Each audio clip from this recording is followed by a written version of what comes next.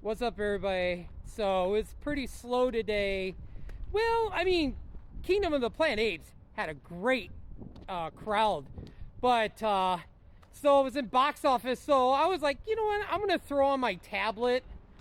I got in the mood to watch the 1968 Planet of the Apes. I haven't seen it in a while, and I grew up with this movie in the 80s. And man, Jerry Goldsmith's score, fantastic. I love this score. The makeup, I mean, I wish I could be in that theater in 1968 when the movie released and just see people's reactions to the makeup, to all the apes and the gorillas.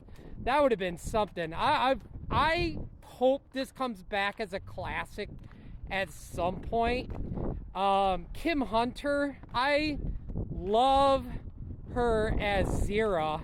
Then you got Roddy McDowall, who played Cornelius, which I love his character. Maurice Evans played Dr. Azaleas. And obviously the great legend actor Charlton Heston playing Taylor. You know, people talk about snubs at the Oscars. You know, not every year, but once in a while there is snubs. Man, I tell you what, the 1969 Oscars, like, I honestly feel like this movie should have been nominated for Best Movie. It got nominated for Best Score, Jerry Goldsmith, but it didn't win. A movie called A Lion in the Winter won for Best Score. I'm like, what? I mean, Jerry Goldsmith did Alien. That's crazy. I mean, obviously, Planet of the Apes came first. And then also, it got nominated for Best Costume. Like, literally, how did that not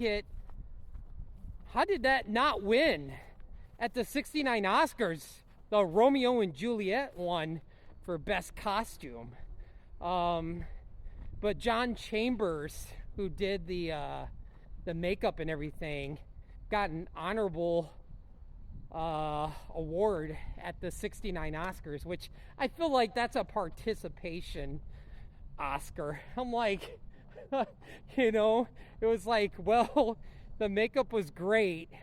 Sorry you didn't win for one of the categories. Here's an Oscar, by the way. That movie cost $5 million to make back in 1968, went on to gross $22 million. Definitely got its money back. And you know, promotion back then probably didn't cost a lot. So, it is still one of the longest ongoing sci-fi franchises to date. So, Planet of the Apes, 10 out of 10. I love this movie so much. Grew up loving this movie in the 80s. And yeah, it's just awesome, especially this scene. This scene always gives me goosebumps when Taylor sees the Statue of Liberty. So anyway, that's it for me tonight. Hopefully everybody has a great night. I'll talk to you later.